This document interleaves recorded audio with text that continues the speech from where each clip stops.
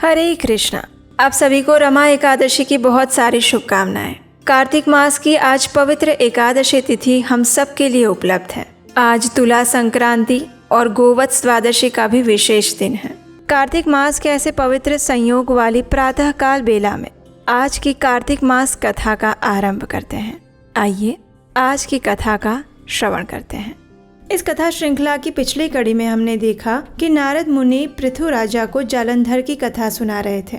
जलंधर भगवान शिव की क्रोधाग्नि से उत्पन्न हुआ एक दानव था, जिसका जन्म समुद्र में हुआ था, इसलिए उसे समुद्र पुत्र भी कहा जाता है। उसका विवाह समुद्र ने वृंदा के साथ करवाया और अब जलंधर अपनी पत्नी वृंदा के साथ प्रसन्नता पूर्वक रहने लगा था। वृंदा भी अपने पति जलंधर को नारायण रूप समझकर तन मन से उसकी सेवा करती थी। अब जलंधर की कथा सुनते हुए राजा पृथु के मन में एक प्रश्न आया। उन्होंने देवर्षि नारद मुनि से पूछा, हे देवर्षि, पतिव्रता स्त्री के लक्षण क्या होते हैं, उनका आचरण कैसा होता है और शास्त्र के अनुसार पतिव्रता कौन कहलाती है? तब राजा पृथु की जिज्ञासा को शांत करते हुए नारद जी ने कहा, हे राजन, पतिव्रता स्त्री अपने पति के सुख में ही सुखी रहती है और उसके दुख में दुखी हो जाती है। उसका आचरण पति के अनुकूल होता है, जिससे न केवल वो स्वयं किंतु समाज भी लाभान्वित होता है। वो पितृपक्ष के सम्मान को महत्व देने वाली होती है। पतिव्रता स्त्री पति के सम्मान और संपत्ति की वृद्धि करती है। वृंदा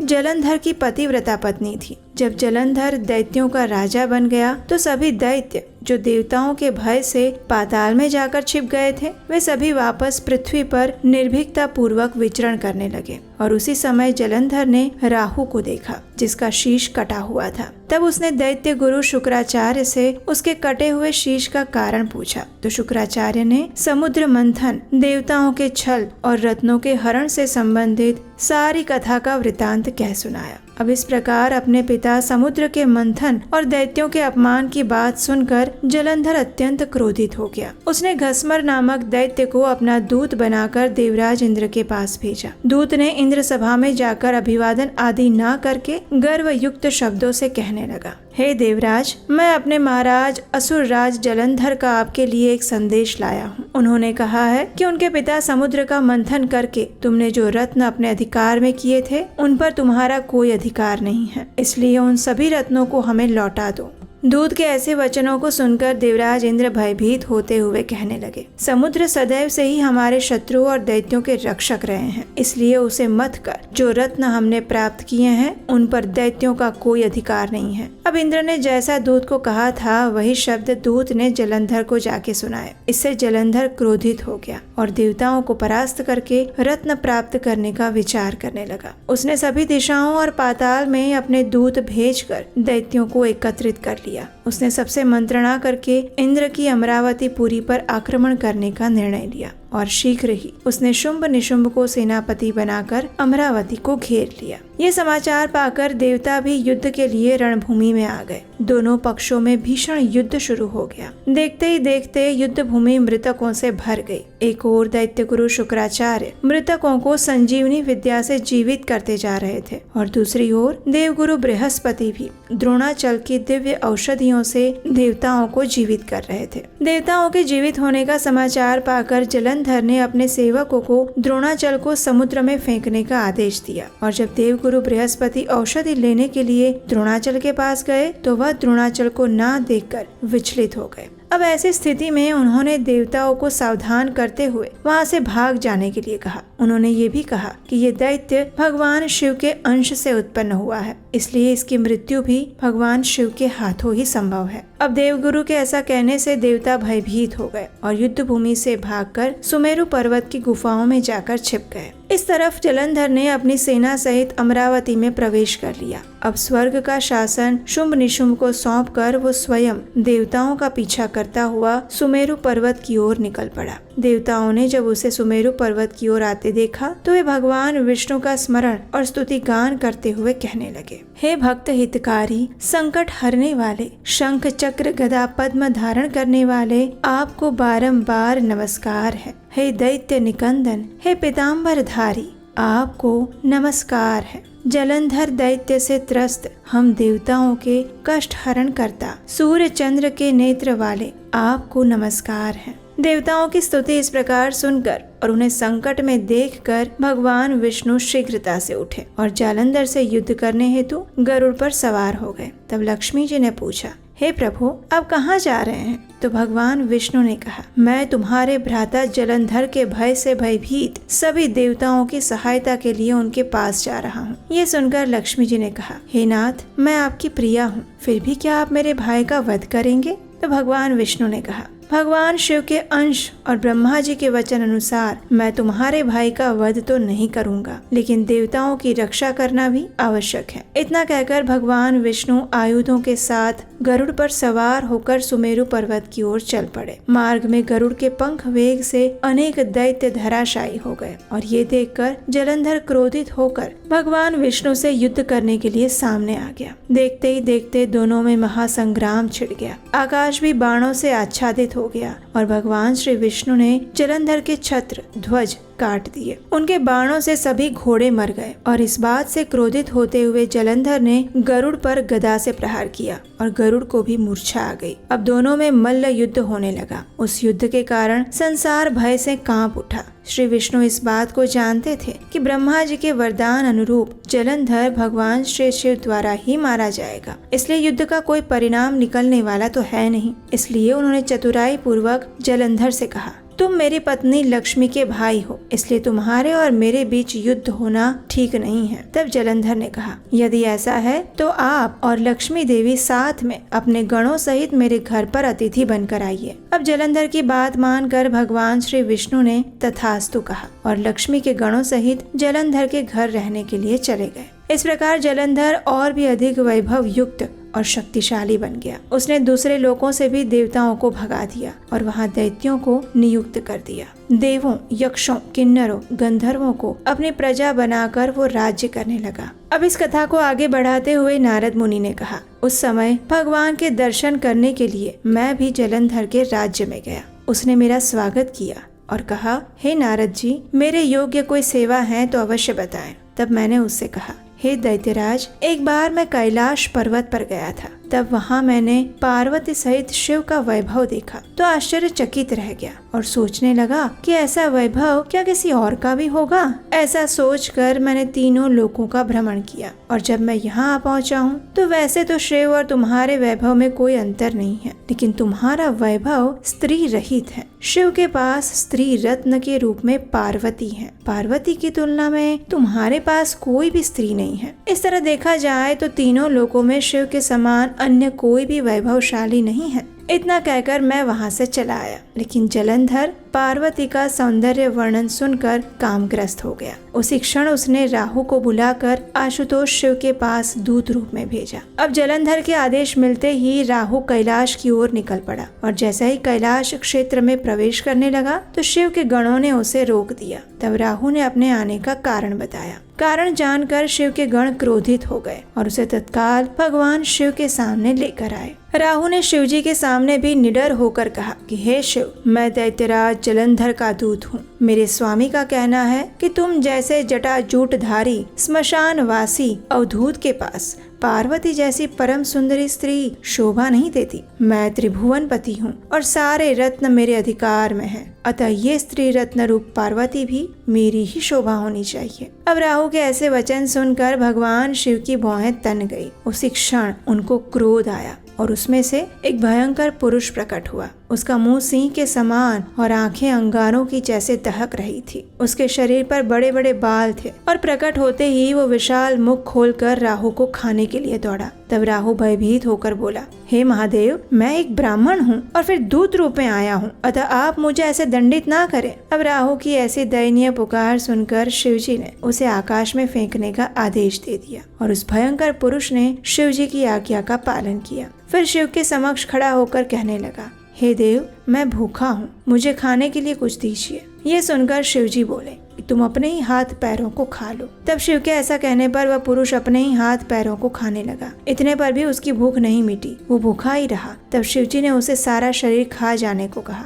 तब वो अपना धड़ खाकर तृप्त हो गया। अब उसका केवल मुख ही बचा था। ऐसे में भगवान शिवजी ने प्रसन्न होकर कहा कि तुमने मेरी आज्ञा का पालन किया है, इसलिए तुम्हारा नाम आज से कीर्ति मुख होगा। आज से मैं तुम्हें अपना द्वारपाल नियुक्त करता हूँ। तुम मेरे समान ही पूजनीय हो जाओगे। अब इस ओर राहु आकाश में पहुंचकर बाबर नामक देश में जा पड़ा। जलंधर को राहु की दुर्दशा के बारे में पता चलते ही वो अत्यंत क्रोधित हो गया। भगवान शिव से युद्ध करने के लिए 1 करोड़ दैत्य सेना लेकर कैलाश की ओर आगे बढ़ने लगा और तभी उसने शुक्राचार्य और राहु को अपनी ओर आते देखा। इस प्रकार के अन्य कई अपशकुन उससे मार्ग में मिले, लेकिन उसने इन बातों पर कोई ध्यान नहीं दिया। उसने युद्ध की तैयारी पूरी कर ली थी और उसकी सेनाओं के साथ पूरा आकाश ढक चुका था। दानवों की क्रूर गर्जना 10 दिशाओं में गूंजने लगी थी और अब आने वाले समय में एक भयंकर युद्ध छिड़ने वाला था और इस युद्ध का क्या परिणाम होगा ये हम जानेंगे इसी कार्तिक मास कथा की अगली कड़ी में। इसे सुनने के लिए अभी तक आपने अगर इस चैनल को सब्सक्राइब नहीं किया है तो जल्दी से कर लीजिए और इस कार्तिक मास की पावन कथाओं को अपने परिवार और मित्रों को भी शेयर करते रहिए, जिससे कि उन्हें भी कार्तिक के पावन मास में इन कथाओं को सुनने का लाभ और पुण्य फल प्राप्त हो सके। तो चलिए इस कथा श्रृंखला की अगली कड़ी के साथ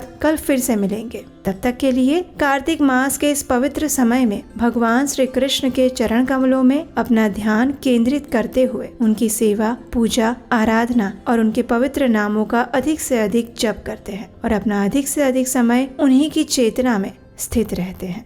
आइए इस दिव्य भजन का आस्वादन करें।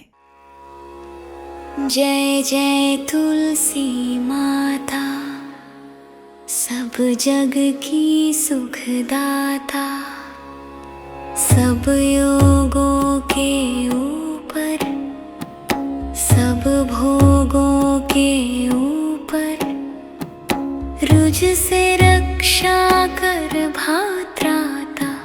जय जय तुलसी माता।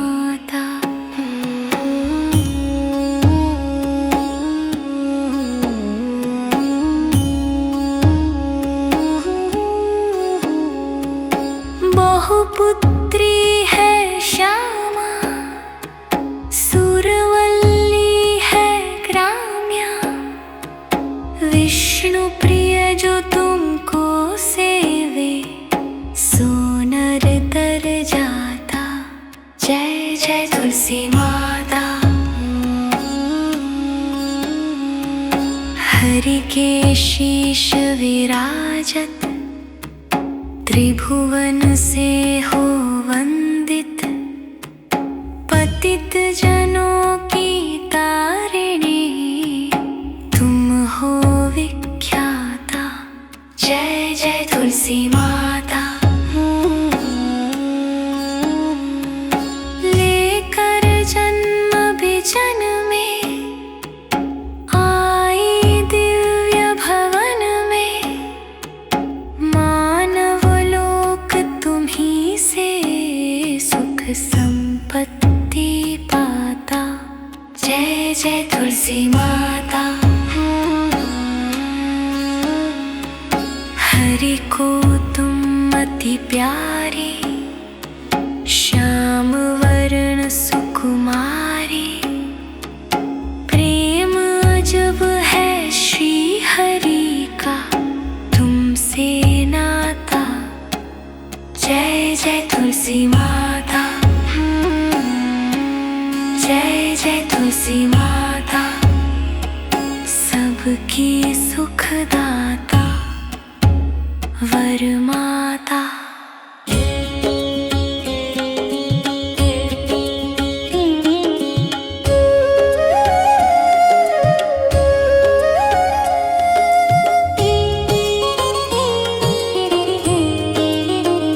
धन्य धन्य श्री तुलसी माता, महिमा गम सदा श्रुति गाता। हरि के प्राण हो से तुम प्यारी, हरि ही हेतु कीन हो तप भारी। जब प्रसन्न है दर्शन दीन्हो, तब कर जोरी विनय उस किन्ह्यो। हे भगवंत कंत मम हो, दीन जानी जनी छाड़ा हूँ छोहू। सुनी लक्ष्मी तुलसी की बानी, दी हूँ श्राप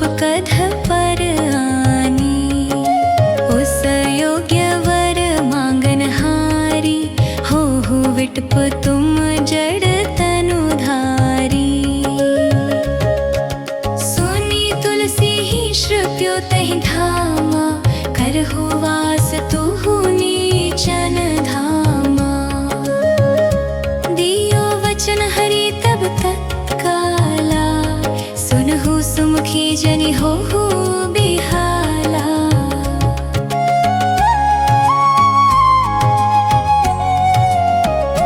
समय पाई होर पाती तोरा, पुजी हो आस वचन सत मोरा। तब गोकुल मह गोप सुदामा, तासु भई तुलसी तुबामा। कृष्ण रास लीला के माही, राधे शक्यो प्रेम लखी नाही। दियो श्राप तुलसी तत्काला, नर लोक ही तुम जन्महु बाला। यो गोप वह दानव राजा, शंखचूड़ नामक शिर ताजा। तुलसी भई तासु की नारी, परम सती गुण रूप आगारी। असवै कल्प बीत जब गयो, कल्प तृतीय जन्म तब भयो। वृंदा नाम भयो तुलसी को, असुर जलंधर नाम पति को। करियति वंद तोल बलधामा, लीलिन्हा शंकर से संग्राम। जब निज सैन्य सहित शिव हारे, मरहि न तब हर हरि ही पुकारे। पतिव्रता वृंदा थी नारी, को न सके पति ही संहारी। तब जलंधर ही भेष बनाए, वृंदा ढिग हरि पहुँचो जाई। शिव हित लहि करि कपट प्रसंगा, कियो सतीत्व धर्म तो ही भंगा। भयो जलंधर कर संहारा, सुनी उर शोक उपारा। तिहि क्षण दियो कपट हरि टारी, लखी वृंदा दुख गिरा उचारी। जलंधर जस हत्यो अभीता, सोई रावण तस हरहि सीता। अस प्रस्तर सम हृदय तुम्हारा, धर्म खंडी मम पति ही संहारा। यही कारण लही श्राप हमारा, होवे तनु पाषाण तुम्हारा। सुनी हरि तुरत ही वचन उचारे, दियो श्राप बिना विचारे। लख्यो ना निज कर तूती पति को, छलन चहो जब पार्वती को। जड़मति तुहु अस हो जड़ रूपा, जग मह तुलसी विटप अनूपा। धक्व रूप हम शाले ग्रामा, नदी गंडकी बीच ललामा। जो तुलसी दल हम ही चढ़ी है, सब सुख भोगी परम पद पई है। बिनु तुलसी हरि जलत शरीरा, अतिशय उठत शीश और पीरा। जो तुलसी दल हरि शिर धारत, सो सहस्र घट अमृत डारत। तुलसी हरि मन रंजनी हारी, रोग दोष दुख भंजनी हारी। प्रेम सहित हरि भजन निरंतर, तुलसी राधा में नाही अंतर। व्यंजन हो 56 प्रकारा, बिनु तुलसी दल ना हरि ही प्यारा। सकल तीर्थ तुलसी तरु छाही, लहत मुक्ति जन संशय नाही। कवि सुंदर एक हरि गुण गात, तुलसी निकट सहस गुण पात। बसत निकट दुर्वासा धामा, जो प्रयास ते पूर्व ललामा। पाठ करहि जो नित नर नारी, होहि सुख भाषहि त्रिपुरारी।